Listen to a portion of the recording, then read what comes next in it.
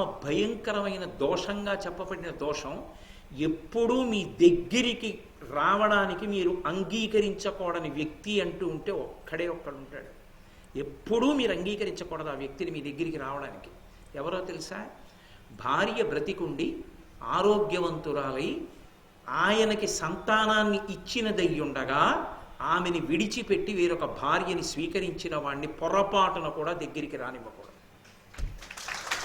వేరొక భార్యని స్వీకరించడం కాదు, ఒక్కసారి ఆమెని వదిలి పరస్త్రీ సంగమాన్ని పొందితే అటువంటి వాడికి శాస్త్రంలో ప్రాయశ్చిత్తం ఏమిటో తెలుసా? మీతో యథార్థం మనవి చేస్తున్నా.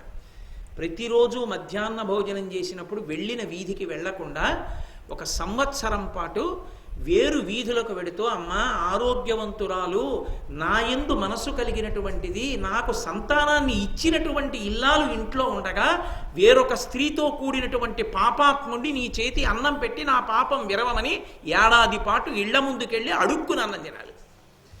అలా తింటే ప్రాయశ్చిత్తం. అంటే ఎప్పుడూ కట్టు తప్పకూడనిది ఏదైనా ఉంటే అదొక్కటే. అందుకే విశ్వనాథ వారు చెల్లిలి కట్ట అని పుస్తకం రాశారు. సముద్రం ఎంతసేపు ఊరి మీద పడాలంటే శక్తి లేక పడదు. శక్తి లేక కాదు, ఊళ్ళోకి రాదు. శక్తి ఉండి తను పెట్టుకున్న నియమానికి తాను రాదు. అలా వచ్చి వెనక్కి వెళ్ళిపోతుంది తప్ప చెలియలి కట్ట దాటి సముద్రం రాదు. రావాలనుకుంటే సముద్రానికి కష్టమా? నిమిషం పట్టదు సముద్రానికి దాటడం, కానీ దాటదంతే. అదే పురుషుడికి చెలియలి కట్ట. అర్థేచ కామేచ మోక్షేచ నాతిచరామి, ఈమెను నేను అతిక్రమించను. అదే చెలియలి కట్ట. అంతే. చావో రేవో ఇక ఆ జీవితానికి అంతే తప్ప వేరొకటి లేనే లేదు ఇక జీవితంలో ప్రస్థానం. అది జీవితం అంటే. కాబట్టి పురుషుడికి అంత నియమం ఉంది, స్త్రీకి అంతకన్నా పెద్ద నియమం ఉంది. ఎందుకో తెలుసా?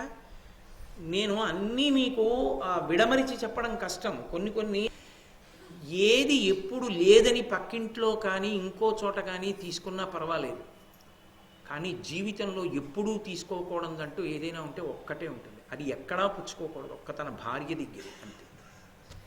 అలా కట్టుబడిన వాడెవరో వాడు పురుషుడు.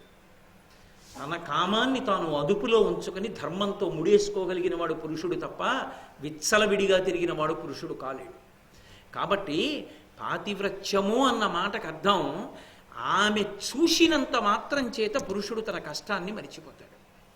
అది. అందుకే పరాశర భట్టర్లు శ్రీగుణరత్న కోశం చేస్తూ అద్భుతమైన శ్లోకంతో మొదలుపెట్టారు. శ్రీ పరాశర భట్టార్య శ్రీ